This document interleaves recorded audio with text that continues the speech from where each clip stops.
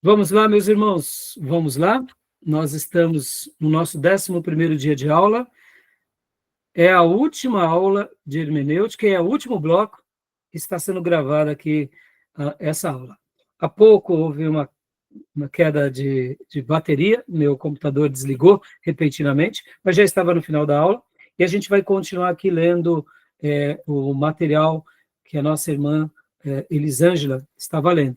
Mas antes disso, até no intervalo, enquanto a gente fazia a conexão, logo na sequência o nosso irmão Tomé me fez uma pergunta. Reformula de novo, Tomé, porque eu acho que é bem legal a gente compartilhar essas aulas aqui com quem estiver assistindo depois esse material. O pastor consegue colocar o slide aí novamente? Consigo. Isso. Aqui. Então, a pergunta foi a seguinte, nesse finalzinho do texto aí, ele diz assim, para mim, esta é a interpretação literal racional, literal óbvia, indiscutível dentro do seu contexto. Não há outra possível. Ninguém precisa entender diferentemente. Para mim, soou um pouco meio arrogante, ou que ele tomou para si ali uma interpretação ali final que essa é a correta. Então, agora, te respondendo, Tomé, pode até parecer que ele foi um pouco arrogante. Ele poderia ter suavizado nas suas palavras aqui. Mas o que ele está dizendo é o seguinte: esse é o meu credo, é como eu creio. O que eu creio? Eu creio nisso daqui.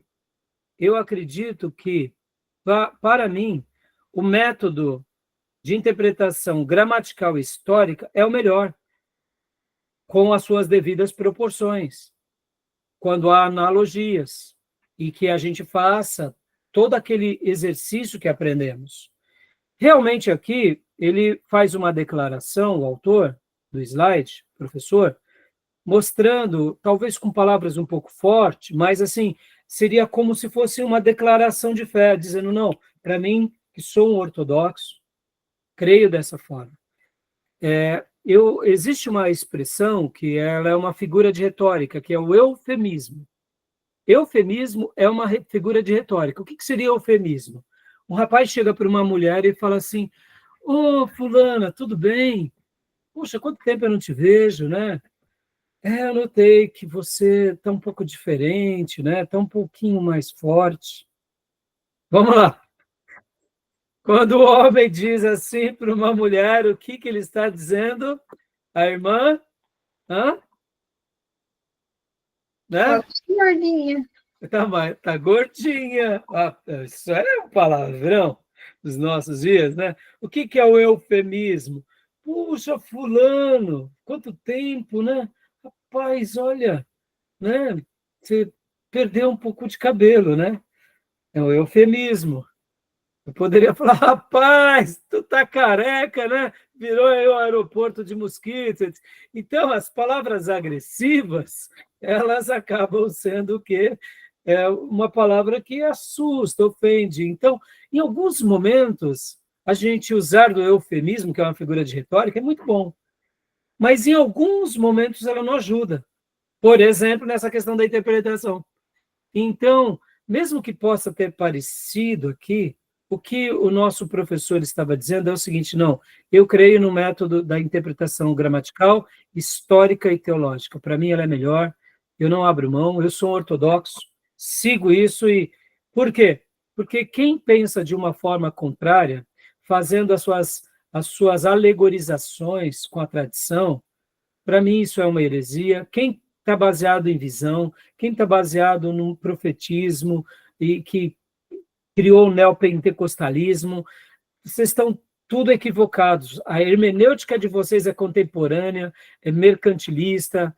Então, ele está sendo aqui contundente, mas é essa contundência que, particularmente, quando a gente está cravando uma estaca de fidelidade, é importante. Nessa hora, ser eufemista não ajuda muito. Mas, no dia a dia, praticar o eufemismo ajuda, viu, irmãos? Eu gosto muito de acompanhar Alexandre Garcia, que é aquele repórter muito famoso. Eu gosto muito de acompanhar ele como o William Vac. Eu acompanho os dois assim com muita frequência. E eu admiro como ele pratica o eufemismo o tempo todo. Quando ele quer fazer uma crítica muito aguçada, ele ele olha para a câmera, ele fala, ele pensa, ele coloca, é um artista, né? Ele é um repórter, mas acaba sendo um artista, na maneira que ele pratica os eufemismos. Né? Ele não ofende. E eu acho isso muito bonito, muito polido da parte dele, tá bom? Tá bom, meus irmãos? Tá bom, Tomé? Respondi? Não respondeu assim, pastor. Agora que o pastor explicou, eu voltei a ler o texto e eu me retrato agora, porque eu quebrei uma das regras, que é o contexto. Eu foquei no finalzinho, mas anteriormente ele está falando sobre o caminho que é Cristo. Então, Exato. é indiscutível. Exatamente. Então ele quer mostrar o seguinte: olha, vamos ir para a legalização? Vamos, mas vamos seguir o histórico gramatical? Vamos, porque senão a gente vai acabar errando. E quando ele coloca até aqui, literal, ou seja, vamos seguir a Bíblia, tentando seguir a Bíblia na sua literalidade, ou seja, não vamos fazer dela um livro de alegorização. Se a gente fizer dela um livro de alegorização, quem sabe a gente vai ser os romanistas contemporâneos, ou quem sabe as seitas modernas, né? E é isso que ele não quer, tá bom? Então, para a gente ir adiante, né? Então a nossa irmã começou a ler aqui sobre a interpretação, né, irmã? Essa primeira. Pode ler para nós todo esse pedaço, irmã, por gentileza, Elisângela? Toda essa parte novamente? Sim. Interpretação alegórica é o oposto do acima. Um alegorista dirá, entre aspas, a palavra eu. Significa a igreja fulana. Portanto, o que Cristo realmente quis dizer é que a igreja fulana é o único caminho para a salvação.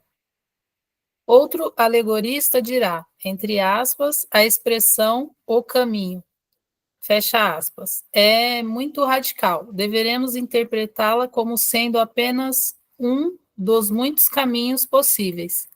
Portanto, o que Cristo realmente quis dizer é que ele é um dos muitos caminhos possíveis para o céu. E sabemos que outros caminhos igualmente possíveis são as boas obras, a sinceridade, o esforço sincero, o batismo, o budismo, o islamismo, qualquer religião sinceramente seguida ou até mesmo o ateísmo bondoso. Ou seja, essas alegorizações são perigosas demais. Eu vi um vídeo recentemente do Papa Francisco com várias outras religiões mostrando que todos eram filhos de Deus, ou seja, que todos estão seguindo um caminho. Irmãos, Jesus é o caminho. Como Deus vai tratar e julgar cada pessoa, eu não sei. Isso é uma questão do Pai, do Filho e do Espírito Santo. Eu não sou Deus. Pastor Rai, a gente tem resposta para tudo isso? Não tenho. A resposta que eu tenho é Jesus, que ele é o caminho. É por isso que a gente prega a Jesus, a gente edifica a igreja, a gente forma o obreiro e envia para o campo. Pastor, mas e aqueles que morrem sem conhecer o evangelho? Eu não sei. Eu sei de uma coisa, preciso pregar em tempo, fora de tempo, fazer discípulo, viver o cristianismo, porque o único caminho é Jesus. Como Deus vai julgar essas pessoas, eu não sei, mas eu não posso aqui também praticar um eufemismo teológico. Não, está todo mundo no caminho, porque você é bondoso, seu esforço, você vai na sua religião, você pratica bondade. Não, não, para nós isso não salva. Como Deus vai julgar tudo isso? Eu também não sei. Eu sei de uma coisa, a resposta para cada alma é Jesus. E é isso que me importa para mim. Tá bom, meus irmãos? E aqui ele vai dar mais algumas outras interpretações, assim, sobre essas alegorizações, tá bom? Que é muito perigosa. Tá bom, meus irmãos? Tudo bem até aí? Tudo bem? Então vamos para o próximo slide, né? Pode ler para nós, minha irmã? Ah, não, aqui a gente já viu.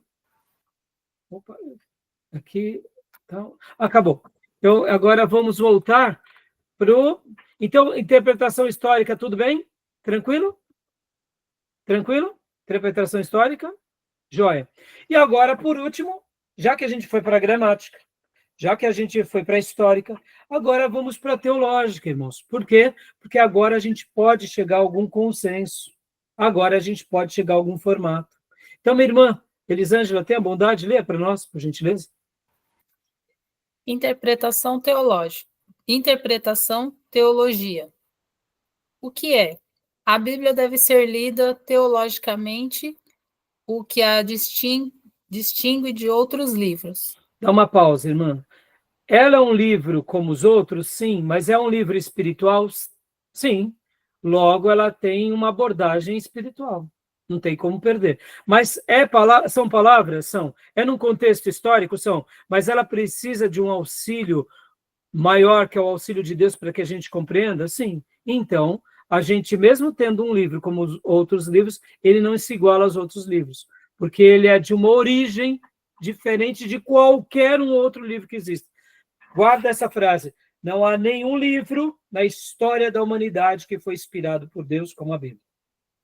Só a Bíblia é a palavra de Deus para o povo de Deus de todas as gerações.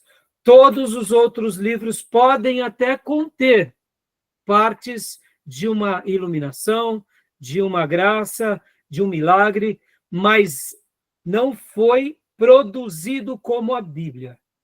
E a tese que a gente defende isso é simples, porque nenhum livro demorou praticamente 1.500 anos, desde Moisés até o João no Apocalipse, para ser escrito. Nenhum livro usou mais de 40 autores. Nenhum livro tem essa interligação atemporal e pessoal e interpessoal. Nenhum livro.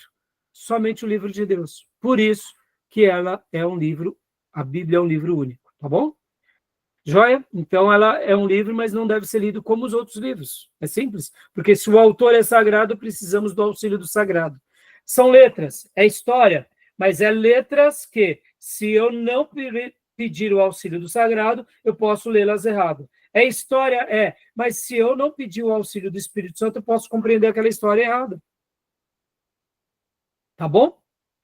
Ainda assim, os mormons, por exemplo, irmãos, eles têm dentro da história deles que um dia Jesus se revelou, apareceu lá na América, sabia? Que Jesus, um dia ainda, enquanto só existia aborígene, Jesus foi para a América e Jesus pregou aos índios na América. Isso está dentro da revelação dos mormons. Eu pergunto, está isso na Bíblia? Agora eu te pergunto, teria algum problema de Jesus ter feito isso? Claro que não. Jesus apareceu para Jacó desviado. Jesus separou Ciro, que era um rei persa, medo-persa, e fez dele um ungido de Deus na terra. Jesus salvou Nabucodonosor, mas antes de salvar, fez com que ele virasse quase que um bicho, e ficou uns 7 períodos de tempo ali, aprendendo ao que é ser humilde. Será que Deus não poderia ter se revelado a um povo distante, de um país distante, que seria os americanos? Claro, estaria na Bíblia. Inclusive, tem alguns testemunhos de muçulmanos que relatam ter acontecido isso aí, de Jesus ter aparecido para eles, e eles se converteram. Nenhum problema, né, Tomé? Só que aí, quando Jesus aparece, eles convertem a que Jesus? Ao Jesus do conto dos Mormons, do conto da visão, ou ao Jesus bíblico?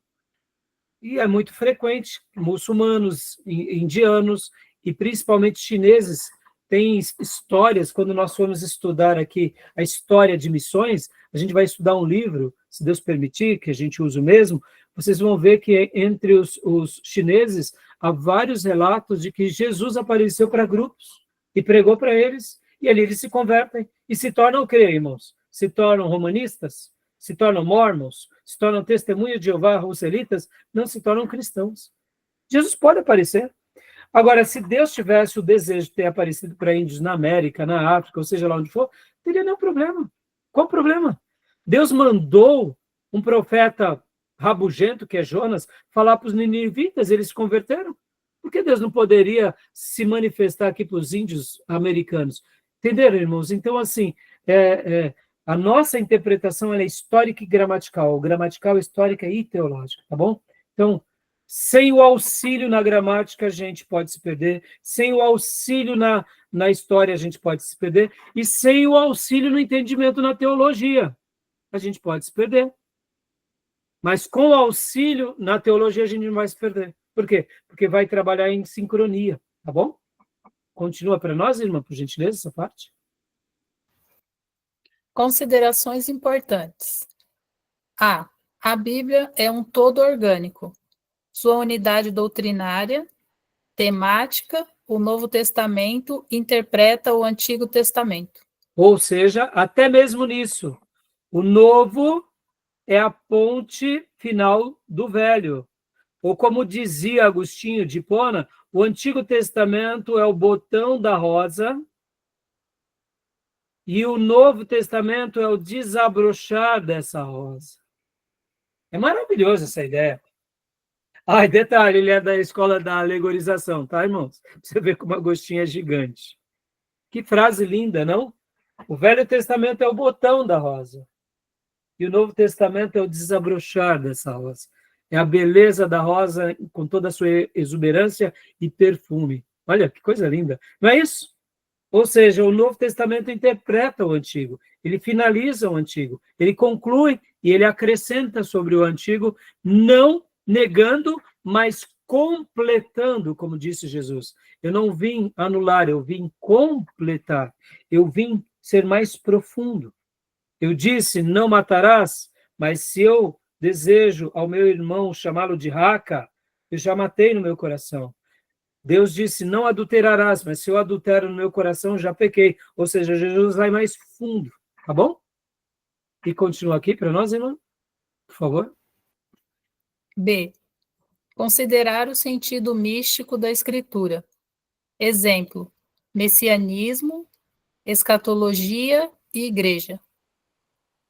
C. Descobrir as implicações dessa passagem para os leitores originais. Aqui, místico, irmãos, não entendam místico no sentido maluco, tá? De misticismo, de ET, de nova era, de... Né? Não, não, não. É o místico aqui é porque é espirituoso, é espiritual, é metafísico. Então, ele é místico nesse sentido, tá? Na teologia se usa muito místico, mas não no sentido do misticismo, mas no sentido daquilo que você não toca, daquilo que você não pega. Poderíamos chamar metafísico, mas a palavra metafísica tem esse significado até um pouco mais científico. Então, é místico mesmo, por exemplo, o corpo místico de Jesus na Terra. Na teologia se usa muito a palavra místico, traduzindo como se fosse espiritual, tá? Ou seja, considerando o sentido espiritual da Escritura. Tá bom? E aqui, como vemos, né, destacando as implicações para os leitores. Tudo bem até aí, meus irmãos? Alguma pergunta? Não? Tranquilo? Continua para nós, meu irmão. A pergunta fundamental feita na análise teológica é: como essa passagem se enquadra no padrão total da revelação de Deus? Ou seja, vamos pegar agora sobre o sábado. A gente não pode pegar o sábado isolado. Vamos lá. Abraão guardava o sábado? Abraão guardava o sábado? Sim. Mas tem algum texto que fala que ele guardava o sábado? Não. Então, Abraão podia guardar o sábado, mas podia guardar o domingo, podia guardar a segunda, ele guardava todos os dias. Para Abraão, todos os dias era sagrado. Quando se torna lei, quando se torna mandamento, já é com Moisés. Percebam? Olha que interessante. Abraão, ele vivia literalmente como se ele estivesse na dispensação da graça. Interessante, não? Abraão ia para o tabernáculo adorar a Deus? Ia para o templo adorar a Deus? Não tinha templo nem tabernáculo. Então Abraão não adorava a Deus? Claro que adorava. Ele adorava tanto que ele, inclusive, criava os seus altares de adoração. Lembra que eu venho pregando na igreja, irmão, sobre Jacó? Jacó só constrói o seu primeiro altar depois que ele volta, ele passa pelo vale do Jaboque. Ou seja, Abraão vai construir seu altar só depois, lá na frente, na sua velha. Porque desviado não cria altar, irmãos. Desviado faz o quê? Desviado é desviado. Mas quando ele se converte, aí ele cria altar. Interessante, né? Então, perceba que a gente precisa enquadrar as passagens diante de um padrão total. Aonde se enquadra na revelação de Deus essa passagem? Estão entendendo? Ficou claro? Tudo bem? Tudo bem, Miriam? Então, continua para nós, irmão. Pode ler essas duas. Tudo bem. Pode falar, Marcão. Tranquilo, Marcão. Tranquilo. Eu vou pôr no canal a prova, tá, Marcão? Vamos lá. Pode ler essas duas frases, irmãos. A gente vai gastar mais uns 10 minutinhos, tá, irmãos? Porque hoje é a última aula. Eu quero passar e explicar direitinho aqui. Na realidade, em todas essas aulas que nós passamos, nas entrelinhas eu falei sobre a interpretação teológica. Ou seja, tudo que a gente fez, tanto da interpretação gramatical quanto da interpretação histórica dos dois livros, com todos os assuntos que tratamos na aula, a gente veio tentando mostrar a condução da interpretação teológica, ou da análise teológica, tá bom? Então, pode ler para nós, irmão, por gentileza? Antes de respondermos a esta pergunta, devemos ter uma compreensão do padrão da história da revelação. Há, neste momento, uma necessidade de conhecimento dos conceitos de graça, lei, salvação e o ministério do Espírito Santo. Ou seja, né, irmãos, a gente precisa, para fazer uma análise teológica, uma interpretação teológica, a gente precisa entender um pouquinho o que é graça, o que é lei, o que é patriarcado. Agora, deixa eu ensinar uma coisa aqui para vocês. Com Abraão havia graça? O que vocês acham? Na lei tinha graça? Ou a graça só é uma revelação no Novo Testamento? Eu acho que tinha. Mas quando eu faço a pergunta, não vem uma dúvida assim de cara, né? Porque a gente aprende que a graça está no Novo Testamento, não é isso? Mas quando a gente olha para Davi, que peca com Betseba, por que ele não foi apedrejado? Por que ele não foi sentenciado? Porque Arão, quando vê que Moisés demora, dá ouvido ao povo e à pressão do povo e cria o bezerro de ouro. Pastor, por que ali, Arão não foi apedrejado pelo próprio Moisés? Porque ali na lei a gente já vê a graça. O que Deus precisava para perdoar alguém? Quando alguém se arrependia, ele fazia um sacrifício. O que era isso, senão um tipo da graça? Estão entendendo? A graça está no patriarcado. A vida de Jacó, que é a vida maior de graça do que essa, irmãos? Na vida de quem mais? Na vida de todos os patriarcas, do povo de Deus do Israel. Na vida da lei, Davi é o grande exemplo disso. Na vida dos ninivitas, quer mais graça do que a salvação que Deus derrama nos ninivitas? É graça. Agora, então quer dizer, pastor, que o que eu aprendi está errado? Não, não está aprendendo. É que a grande revelação da graça é no Novo Testamento, com a pessoa de Jesus e depois com a vinda do Espírito Santo. Aí nós entramos na dispensação da graça, ou na dispensação dos gentios, ou na era dos gentios, ou na aliança dos gentios, que é o grande momento da graça. Mas agora, nesse grande momento da graça, a lei serve para nós como alguma coisa? Serve. A lei é um aio, é uma lembrança, é um caminho. Mas a gente está firmado na lei? Não. A gente está firmado na graça. Mas ela tem a utilidade dela? Tem. Então, no Novo Testamento tem lei? Tem. Mas não mais como uma regra, mas como um lembrete, um apoio, um aio, um tutor, um caminho. O que era o aio que Paulo fala ali, quando ele cita sobre a lei? O aio era o mordomo grego que cuidava da educação dos filhos. Ele era o tutor.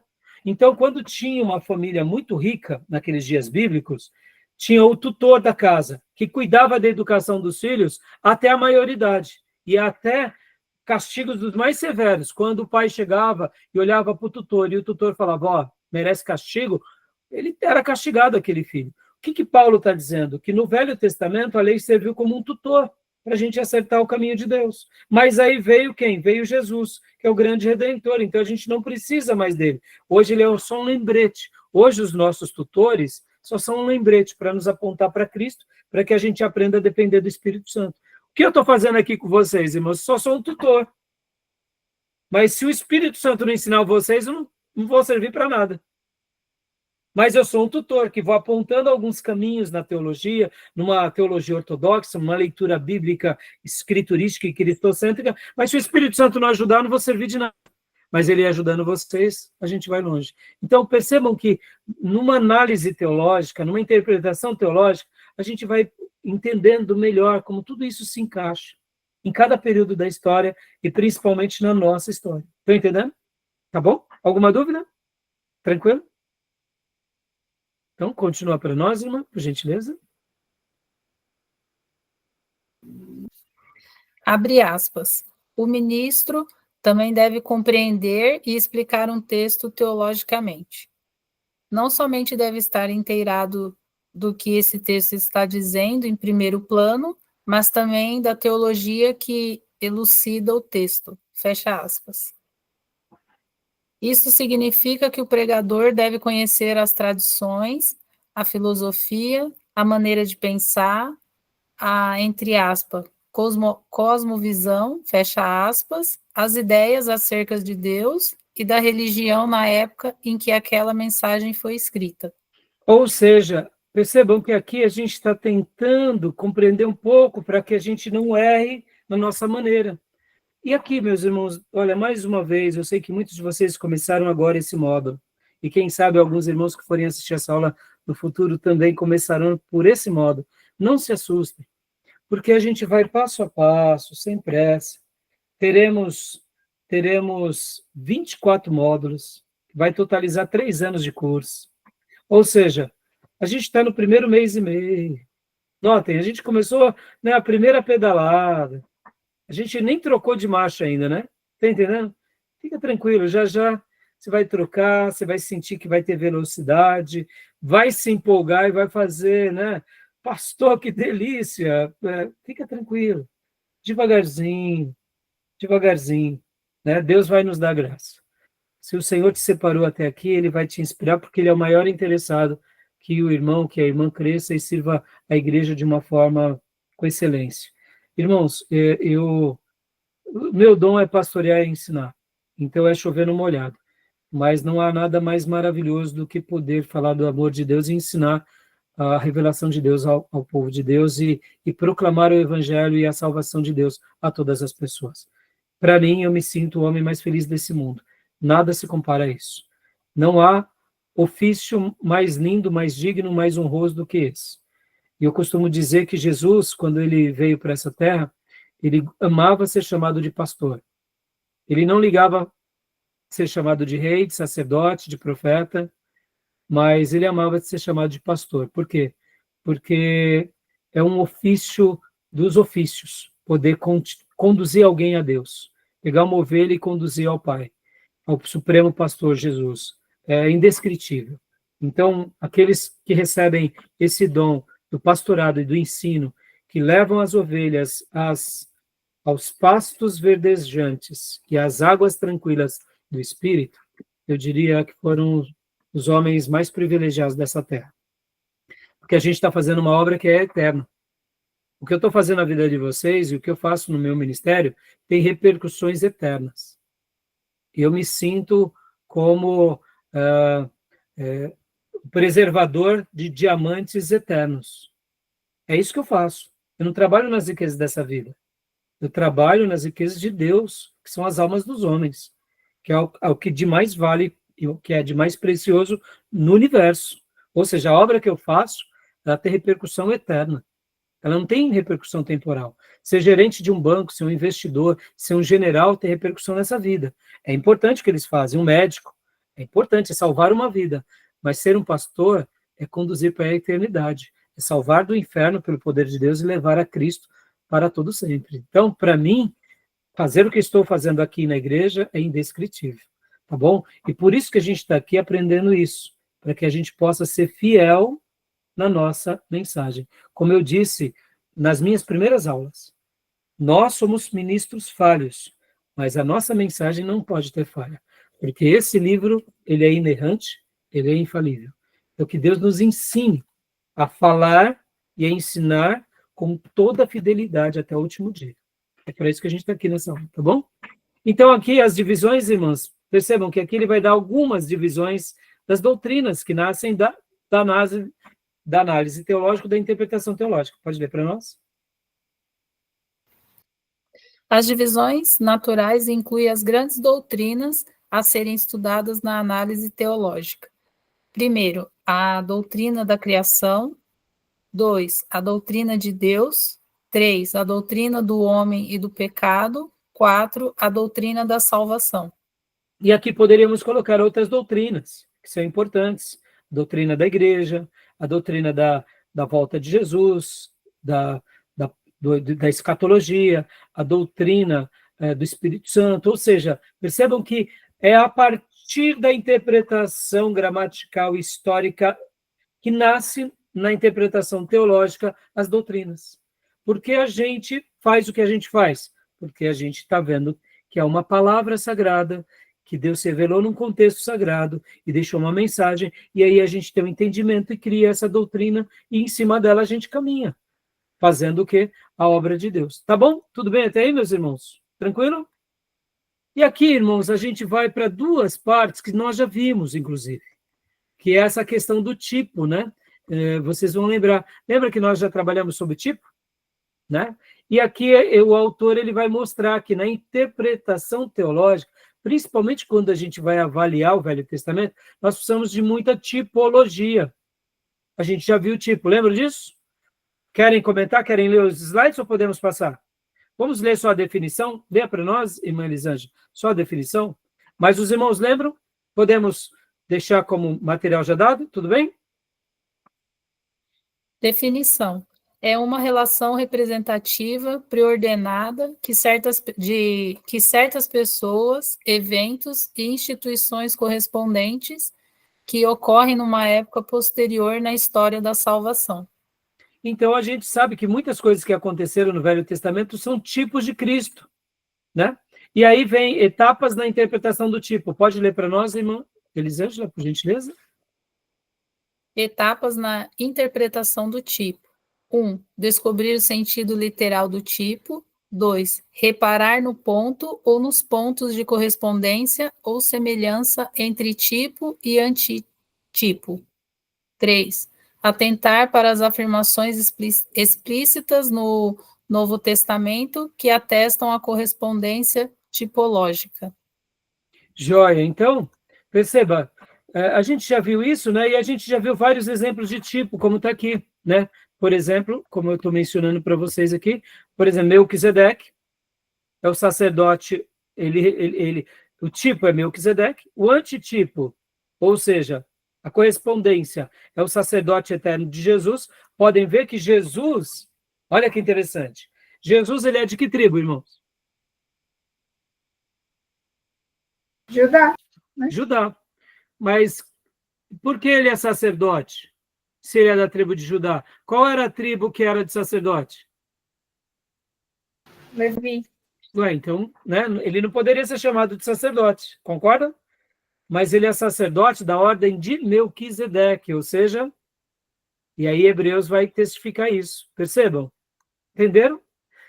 Tanto José é descendente de Davi, quanto também, olha que coisa linda, meus irmãos, eu estava fazendo uma lição de casa esses dias, eu achava que Maria era da descendência dos levitas, mas não.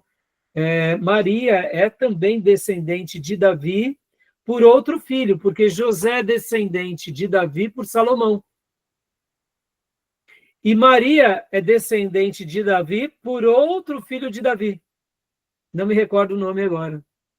Ou seja, tanto o pai quanto a mãe de Jesus é da descendência de Davi.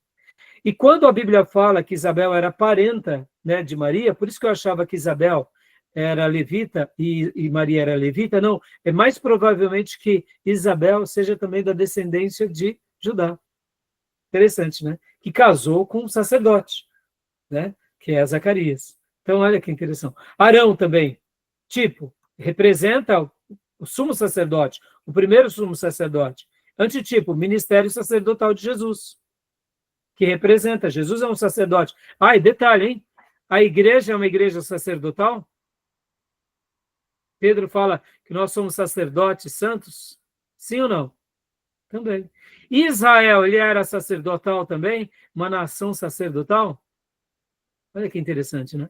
Então, perceba que o tipo e o antitipo dá para você aplicar com várias outras nuances, tá bom? E aqui temos a festa da Páscoa, a festa do Pentecostes, o tabernáculo, o sábado, né? Como tipos e antitipos. Tá bom, meus irmãos? Alguma dúvida? Tranquilo? E aí, por último, para encerrar, vem a questão dos símbolos. Os símbolos, né? Os símbolos, pode ler para nós aqui, minha irmã Elisângela, símbolos. Símbolos. Os fatos podem ter um significado simbólico. Um símbolo é o objeto, ação, que visa representar as qualidades de outro elemento. Então, assim como o tipo ele é importante na interpretação teológica, o símbolo também, né? Aí vem regras para a gente interpretar esses símbolos, né? Por exemplo, né? Pode ler só apenas aqui esse ponto para nós, que aqui já vai ser bem claro para nós o que ele quer dizer sobre essa questão. Regras para a interpretação dos símbolos. 1. Reparar em 3 fatores que envolvem os símbolos. O objeto. 2, o referente. 3, o significado. Exemplo, João 1:29. O cordeiro, entre aspas, objeto. Retrata a Cristo, entre aspas, referente, fecha aspas. E o significado, que Cristo serviu como sacrifício, como muitos cordeiros serviam. Olha só que interessante. O símbolo tem hora que ele se assemelha ao tipo, né? Porque assim como era feito um sacrifício no Velho Testamento, foi feito um sacrifício no Novo. Só que o símbolo, ele também dá um alcance maior, porque podem ver que João fala que ele é o Cordeiro de Deus que tira o pecado do mundo. Identifica, categoriza ele teologicamente, dando um objetivo, uma referência e um significado. Então, o símbolo, ele acaba sendo uma outra maneira de entendermos melhor o que a interpretação teológica, tá bom? E aqui ele vai dar alguns outros exemplos, né, de símbolos, é muito claro aqui, tá, irmãos? E fica bem tranquilo para se compreender. E eu quero acreditar que é isso, acabamos todo o material. Tudo bem, meus irmãos? Maravilha? Tudo certo. Chegamos ao final, glória a Deus. 11 encontros. E, bom, eu logo depois que eu estarei aqui desligando aqui a gravação, vou passar a prova para vocês nos nossos canais internos. Como eu disse, vocês podem fazer essa prova. É uma prova sem consulta, só consultar a Bíblia e o Espírito Santo. Nossa irmã Elaine Reis e Felipe Reis, por favor, né? Separados, tá bom para a prova? Casalzinho, né? Somos uma só carne. Não pode não, tá? Nessa hora, né? Não consulta-se pastor, missionário, amigo, professor, né? Podem me procurar, qualquer dúvida, ela terá 10 questões e com certeza os irmãos farão uma excelente prova, tá bom? Então, vocês têm até amanhã para me entregar essa prova, às 24 horas de amanhã, assim como a lista de todos os trabalhos que eu peço para vocês, né, trabalhos extras, os vídeos que eu passei para vocês, e também as respostas dos livros. E, principalmente, meus irmãos, a leitura dos 2 livros, tá bom? Beleza? Alguma dúvida, alguma pergunta, irmãos? Gostaram da matéria? Né? Então, querem falar alguma coisa? Fiquem à vontade. Boa sorte para todos nós. Gostei. Isso aí, boa sorte. Então, tá bom, meus irmãos. Querendo Deus, na quinta-feira começaremos a matéria de homilética. Nós estaremos trabalhando com a graça de Deus em cima desse material. Eu separei aqui algumas obras, né? Infelizmente, não vamos conseguir utilizar esse livro, porque, infelizmente, não sei por que razão, eu comprei na época por uns R$60, e agora estão pedindo R$400 no livro. Então, não dá para se comprar um livro desse. Se conseguir, a gente vai utilizar esse livro. Mas aí temos outras grandes obras, como essa daqui, ó, para aqueles que têm Prime na Amazon, no Kindle, esse livro estava disponibilizado de graça, inclusive, livro digital. Temos outros livros, como esses daqui, que são clássicos, né, de teologia, na arte de pregar, e o grande e o sublime Príncipe dos Pregadores, Lições aos meus alunos 1, 2 e 3. Tá bom? São livros maravilhosos, que eu creio que vai ser maravilhoso a gente estar aprendendo aqui a partir de quinta-feira. Vocês vão amar essa matéria ela é menos técnica, é uma matéria mais leve, porque é a arte de pregar. E por que eu dou essa matéria de hermenêutica antes de homilética? Porque eu quero que vocês aprendam de uma coisa. Vocês podem até serem pregadores medianos, mas que sejam fiéis no conteúdo. Ou seja, na arte da oratória podem até não se comunicar tão bem, mas que na comunicação de vocês sejam com conteúdo maravilhoso. Porque do que vale vocês falarem e pregarem como os grandes eruditos e falarem heresia? Então, entre as duas matérias, homilética, ela está muito acima. Porque eu posso, talvez, nem pregar muito bem, mas se eu falar a verdade, pela verdade, como Deus nos deixou, a gente vai estar alegrando o coração de Deus, vamos estar ganhando vidas, edificando a igreja, e nada vai se comparar a isso. Tá bom, meus irmãos? Então, Deus abençoe, boa prova, que Deus abençoe, derrame entendimento, que o Espírito Santo faça vocês lembrarem de tudo aquilo que vocês já leram nas Escrituras e de tudo aquilo que vocês estão aprendendo na vida, porque esse texto, eu vou fazer aqui a minha interpretação, ele pode ser aplicado em tudo. O Espírito Santo vos fará lembrar de tudo que eu vos ensinei. Aí eu digo para vocês, quem foi que te ensinou a andar? Não foi Deus? Quem foi que te ensinou a andar de bicicleta? Não foi Deus?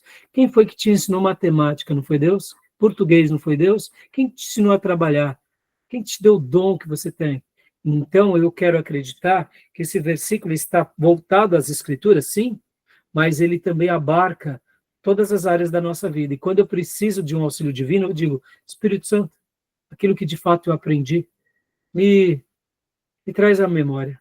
Agora, se eu não aprendi direito, me ensina para valer a partir de agora. E assim a gente vai vivendo, tá bom?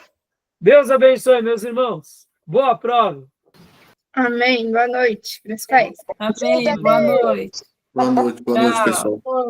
Deus Boa abençoe. noite. E qualquer Amém. dúvida, nos chame. Deus Tá. abençoe.